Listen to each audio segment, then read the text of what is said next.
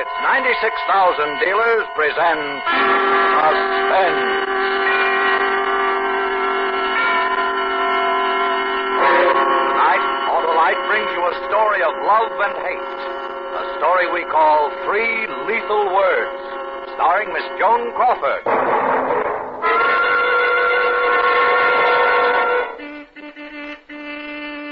Hello, Mr. Wilcox. Why, it's Oscar Otto, the loquacious limousine. It's me, all right, Harlow. Ready for the good driving days ahead. With an Autolite Stay Full battery, the famous battery that needs water only 3 times a year in normal car use. I wouldn't leave the garage without one. I don't blame you, Oscar. Why, that tried, true, and trusty Autolite Stay Full battery has over 3 times the liquid protection of batteries without Stay Full features. That's why the Autolite Stay Full needs water only 3 times a year in normal car use. And it packs a kick that starts me quick as a flick. And here's another advantage, Oscar. It has fiberglass retaining mats protecting every positive plate to prevent shedding and flaking and keep the power-producing materials in place.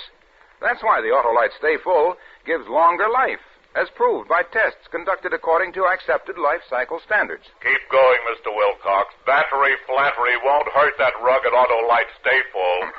So, friends, see your neighborhood Autolite battery dealer and ask him for an Autolite Stay Full battery. The battery that needs water only 3 times a year in normal car use. Your Autolite man is equipped to give you the best in battery service. Remember, you're always right with Autolite. And now, with 3 lethal words and the transcribed performance of Miss Joan Crawford, Autolite hopes once again to keep you in suspense. Mr. Lewis, Miss Winters to see you. Miss Jane Winters. Jane Winters? Jane Winters? Are you sure she said... Philip, darling. Jane? Oh, Jane, I told him downstairs at the desk, I said, you must be mistaken. It can't be Philip Lewis. He's just a story analyst. They said, no, he's head of the studio story department now, and I just couldn't believe it, because I've always remembered you as just a reader, one who used to make the most devastating criticisms of the scripts I wrote before I got sick. I've been ill, you know. Did you know I've been ill? But everything's all right now. Oh, good. I'm glad. Sit down, won't you, Jane? Thank you. Oh, I'm exhausted. I've been shopping all afternoon. I've been buying supplies for my hobby, you know. I do etchings now. Do you know what's in this bottle? Acid. Nitric acid. Eats away the steel plates, you know. Amazingly powerful. As a matter of fact, that's why I'm here. I was buying this, and I got an idea for a story. I'd like to tell it to you if you have a minute. Why, of course, Jane. Oh, Grace, if anyone calls, I'm out. Yes, Mr. Lewis. And tell Johnny Ellman... No, wait a minute. I'll write it down for you. Last time I was here, Leo Burns was head of the story department. Oh, he's producing now. Oh? Doing very well at Universal. So many changes. Here, Grace, right away. Yes, so many changes. Ah, cigarette? Thanks. It's been a long time, hasn't it, Philip? Yes. You're looking well, Jane. I'm feeling all right now. I don't want to talk about me. I want to tell you this idea. It's all worked out in my mind, except the end. I don't like the end. But, well, anyway, we open in the living room of a rather nice little house in the hills above the Strip. I don't know if you were ever in the place I once had up there. Anyway, a place like that. It's around 2 a.m, and there's this girl pacing back and forth in this living room. Call her Sally. Sally Summers. She's smoking a cigarette, quick, nervous puffs. Abruptly, she flips the cigarette into the fireplace, hesitates a moment, and then picks up the phone. Sally's a screenwriter, not a bad person. If you knew her, really knew her, you'd see she's not a bad person. All she wants is a little affection, a little love. That's all she wants. She's a screenwriter, and she's 43 years old, and she's married to an actor, and he's 19 years younger than she is. It's 2:00 in the morning, and she's all alone. Hello, Macombo. Macombo? Is Chris Summers there? Christopher Summers? 1 moment, please. I'll see. 43 isn't very old. She's always taken care of herself. Looks ages younger than that. She and Chris have been married almost a year, and her whole life is wrapped up in the boy, and it's been fine till recently. Recently, it hasn't been so fine. Hello? Chris, where have you been? I've been worried sick. No, I'm sorry. Mr. Summers isn't here. Not there? Oh, thank you. She's phoned everywhere. She can't find him. It's getting later and later. And there she is in this empty house above the silent, sleeping city, and she's ready to scream. Then she hears his key in the lock. Oh, you still up? Chris, where have you been? I just about decided to call the hospitals and the police. Where have you been? I don't know, here and there. You shouldn't have waited up. But it's almost 3. I thought I didn't know what to think. I said to myself, was he in an accident at the studio? But I phoned, and they said, no, you checked out when they finished shooting at 6. I've been driving around. I drove out to the beach, and then I went for a walk. Have you eaten, darling? Would you like something to eat? Or maybe a drink? Don't fuss over me, Sally. That's all I ask. Please don't fuss over me like a mother hen. I like to fuss over you. Sorry, I didn't realize I was doing the mother hen bit. But you might have phoned me. I didn't feel like talking to anybody. Not anybody. Chris, what happened at the studio today? What difference does it make? Tell me. You're letting it all out on me, and it's not fair. I have a right to be told. All right, I'll tell you.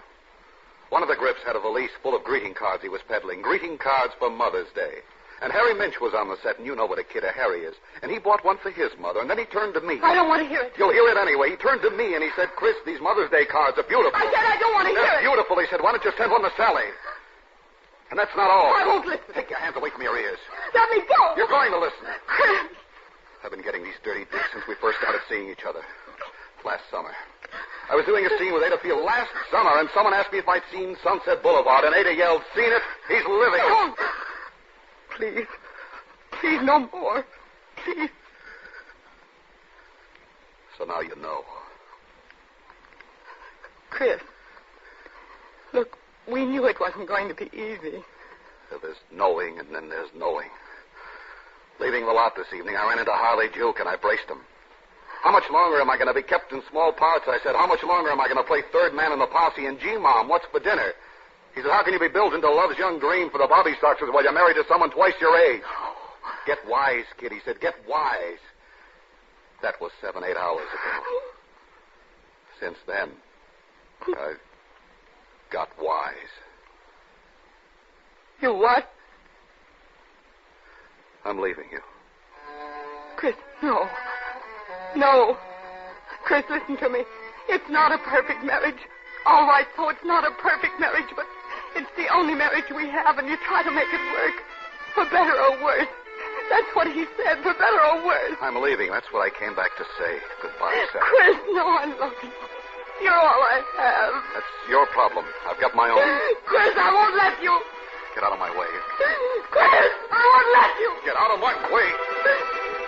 No! Chris!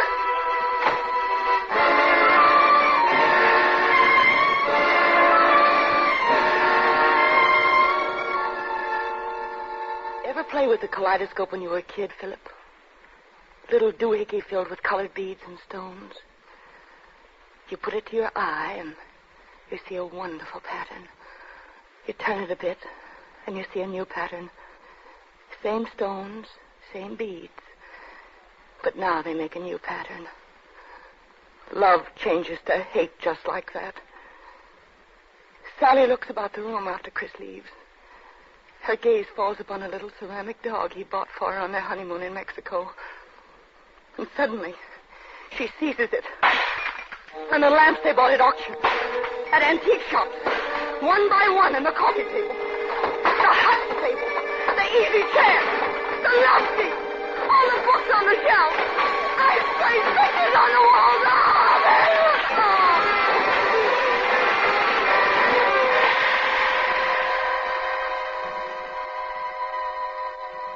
And in the morning, when her maid comes in, Miss Summers? I'll destroy him. Miss Summers, honey?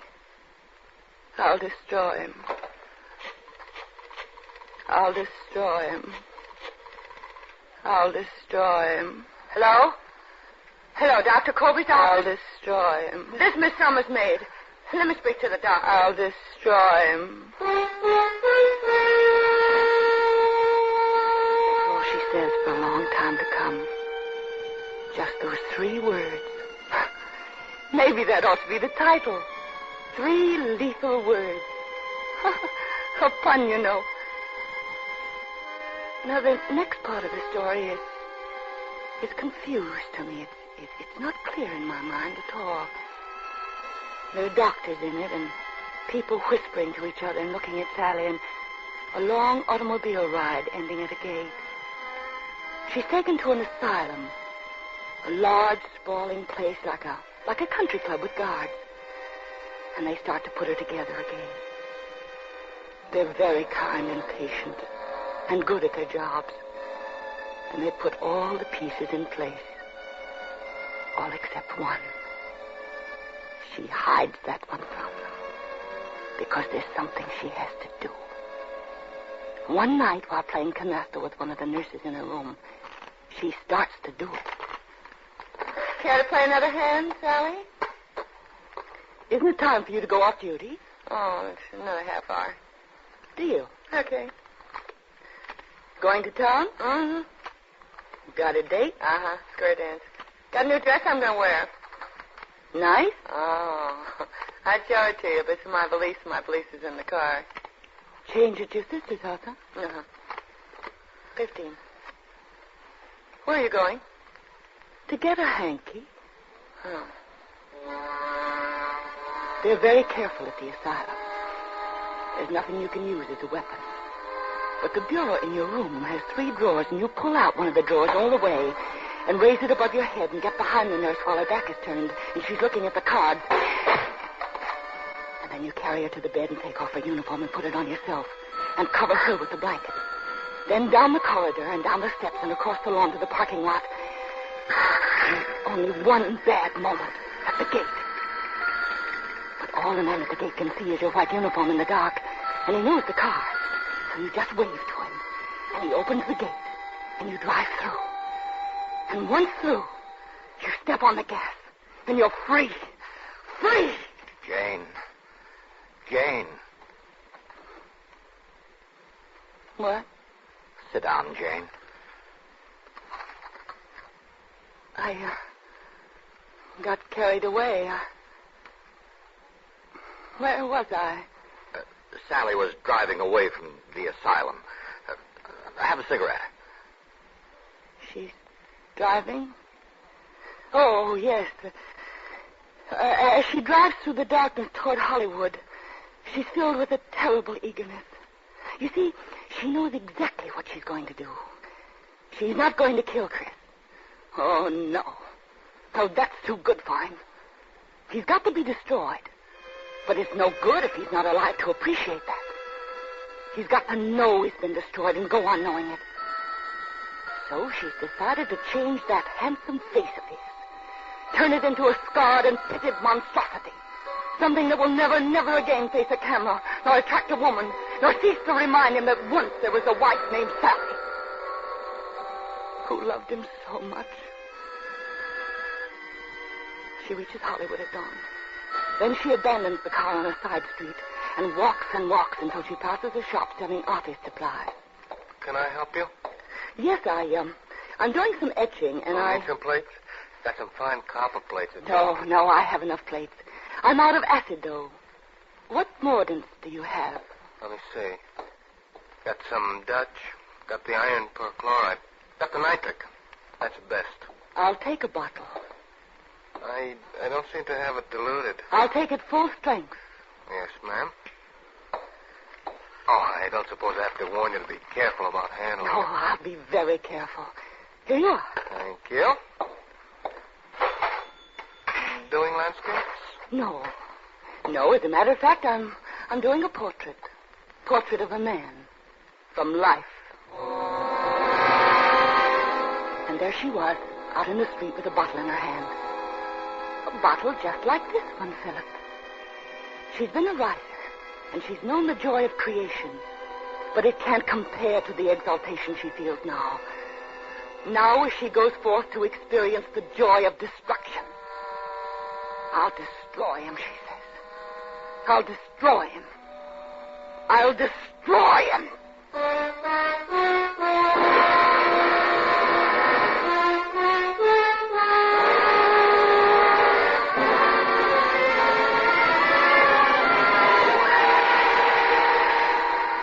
Autolite is bringing you Miss Joan Crawford in 3 Lethal Words.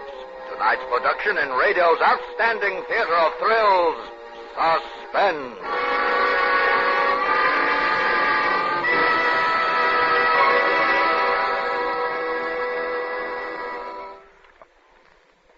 Ready for Easter, Oscar Otto? Sure am, Mr. Wilcox. With an Autolite stay-full battery under my hood, I'll be the jauntiest jitney in the parade. Well, you can't miss if you've got the battery that needs water only 3 times a year in normal car use, Oscar. Why, that Autolite Stay Full has over 3 times the liquid reserve of batteries without Stay Full features. And it has those great fiberglass retaining mats. It sure has, Oscar, and they prevent shedding and flaking and keep the power-producing materials in place. That's why the Autolite Stay Full gives longer life, as proved by tests conducted according to accepted life cycle standards, eh, Mr. Wilcox? And you're not just banging your hubcaps, Junior. So, friends, see your Autolite battery dealer for your Autolite Stay Full, the battery that needs water only 3 times a year in normal car use. And remember, you're always right with Autolite. And now, Autolite brings back to our Hollywood soundstage Miss Joan Crawford in Elliot Lewis's production of 3 Lethal Words, a tale well calculated to keep you in suspense.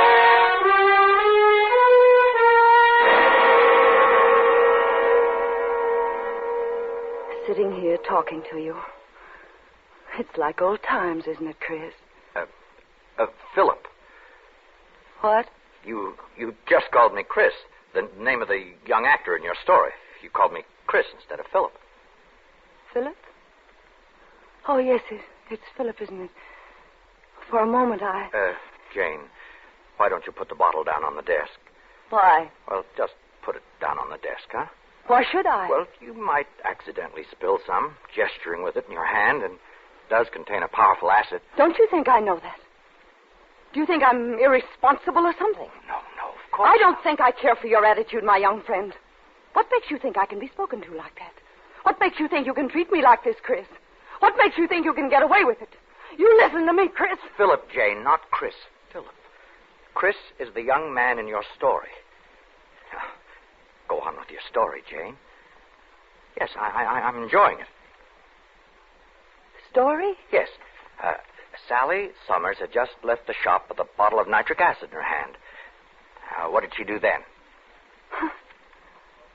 You really enjoy it, don't you? It is rather good, isn't it? Except the end. I don't like the end. It's not the end I want. That is she, Sally, sets out to locate Chris.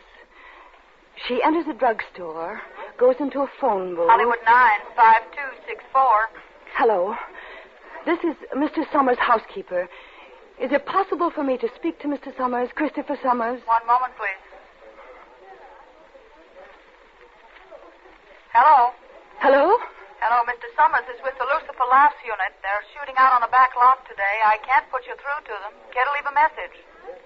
No. It can wait, thank you.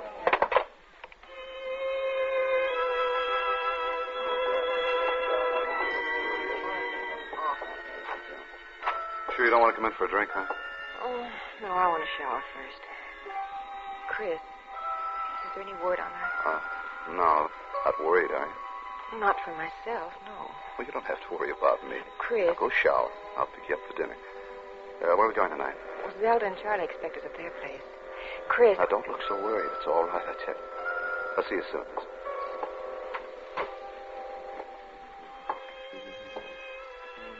Hello, Chris. Sally. Long time no see. Well, Sally, Sit down, Chris. Sit down. Well, how are you, Sally? I want to look at you. I'd almost forgotten how good-looking you are. You really are, you know. How's the career? The career, how goes it? Oh, all right, I guess. Sally... Are they starring you? Beginning with this one. Sally... Good. Are you happy? No more dirty digs? I'm happy, I guess. This the picture of the lucky girl? She's lovely. So young. I'm very pleased, Chris. This is just the way I wanted you for the moment. Successful, happy, in love. Sally, I want you to know I never meant to play the heavy in your life. I know. Don't think I never felt badly about everything. I know. Words aren't much good, but I want you to know I didn't mean for you to be hurt. I know. And if there's anything I can do for you... There's one thing you can do for me. Just name it. Look at me. Take a good, long look at my face. Why? Because I want it to be the last thing you're ever going to say!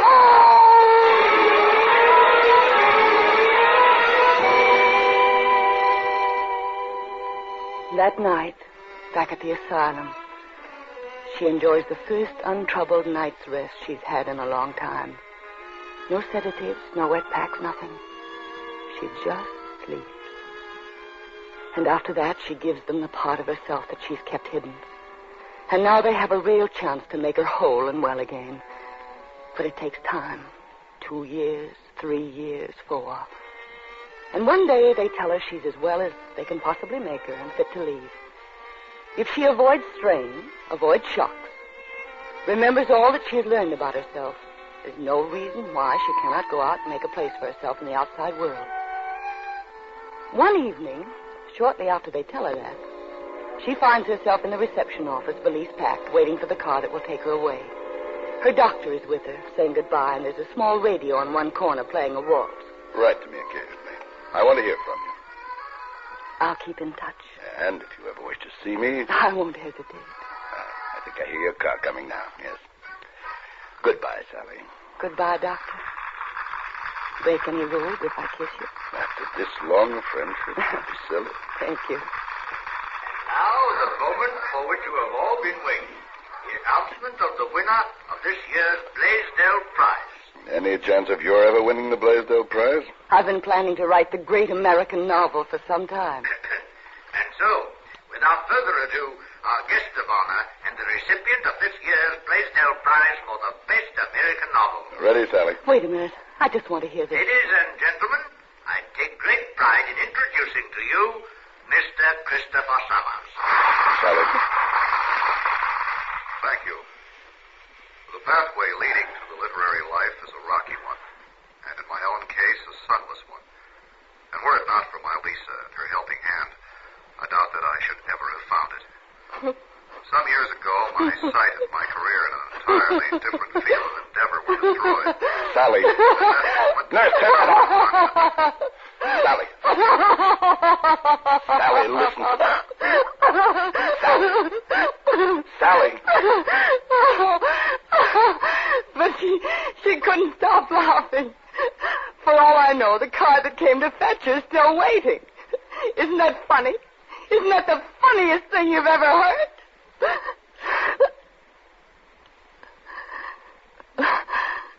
I don't know why I'm laughing.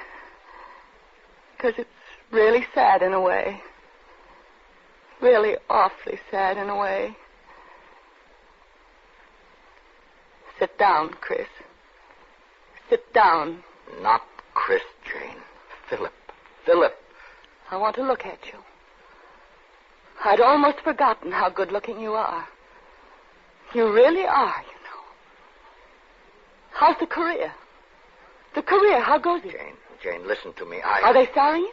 I'm not Chris, Jane. I'm Philip. Philip Lewis. Are you happy? No more dirty digs? Jane, I want you to listen to me. Listen to me very carefully. This the picture of the lucky girl? She's lovely. So young. I'm very pleased, Chris. It's just the way I wanted you for this moment. Successful, happy, in love. Jane, sit down. You're not well, Jane. Do you understand what I'm saying? I know. You sure you understand? I know. I'm your friend. You and I have been friends for a long time, and... I know. Jane, let me have that bottle like a good girl. There's one thing you can do for me. Jane, the bottle. Let me have it. Jane, don't open it. Look at me. Take a good, long look at my face. Jane. Because I want it to be the last thing you... Take that, Jane. Thank you. Now give me the cap. Give it to me, Jane. There we are. Doctor? Yes, it's all right, Jane. I'm here. Nobody loves me. That's all right, Jane. Nobody. In the whole world.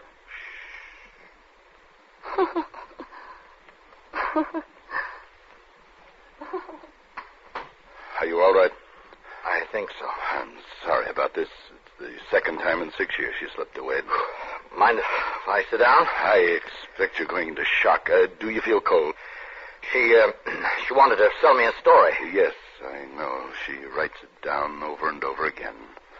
Paints it when we give her paints. Why did she come to you? Any idea? Yes, I knew her in the old days. Oh? Are you a writer, too? No, I'm head of the story department here. Find stories to make into movies, you know. Oh, it must be very interesting work. It has its moments.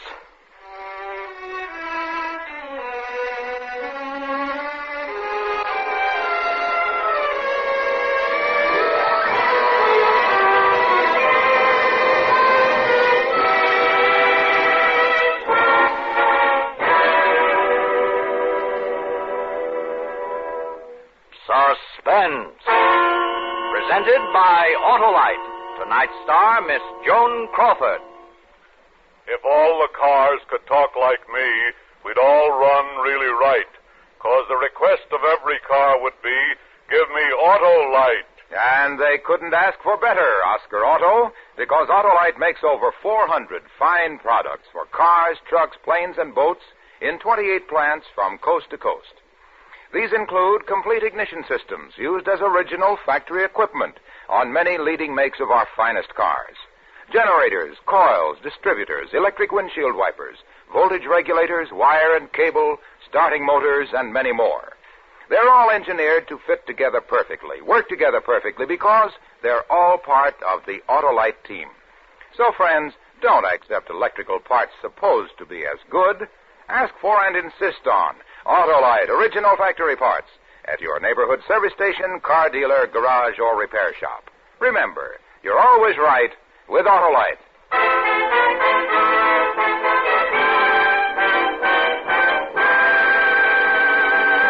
Next week on Suspense, our star will be Mr. Jack Carson in Death Pitch. And on April 5th, you will hear in his first appearance on this program, and only dramatic appearance of the season, America's favorite comedian, Mr. Jack Benny. Following Mr. Benny, you will hear such famous stars as Lucille Ball and Desi Arnaz and James Stewart, all on Suspense.